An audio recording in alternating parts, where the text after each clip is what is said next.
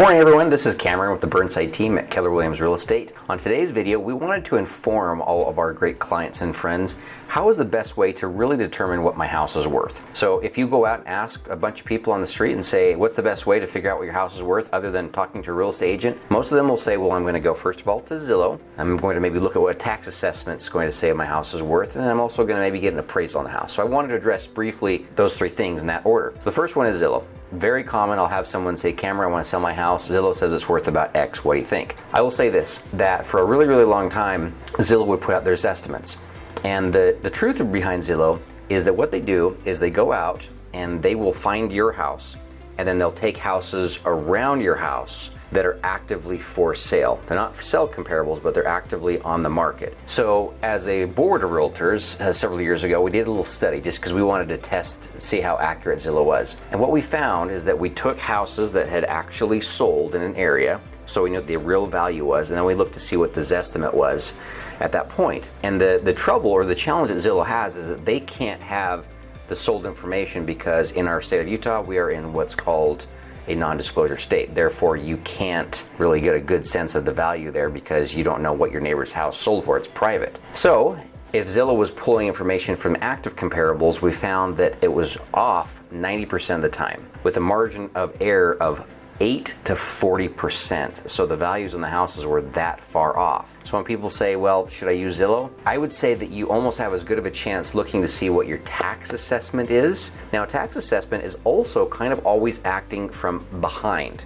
So they're pulling data, it gets updated every couple of years. Somebody from the county will go in and they'll pull up comparables as well and start putting in information. So most of the time it's outdated information, and more often than not when someone says my house is assessed at $300,000, a lot of times it'll be worth more than that assessment. Not always, sometimes the condition or the location can prevent that from happening, but most of the time I would say it's going to be a little bit higher, or if not a lot higher, than what your tax assessment says, and it could be right about where Zillow says, or it could be way off. So then people say, well, okay, I'm gonna get an appraisal on it. An appraisal can be a good choice because that is where an appraiser is going out, he's looking at your house, and then he's finding comparables of actual sales in your area. And it will generally cost you about $300 to $500, just depending on where it is and what kind of house it is. We have awesome appraisers, so we can always connect you with a great appraiser if you ever wanted to get an appraisal on it. I will say this though, in certain markets, depending on what's happening, we see that the markets can change pretty quickly. An example of this is that if you look back on 2022,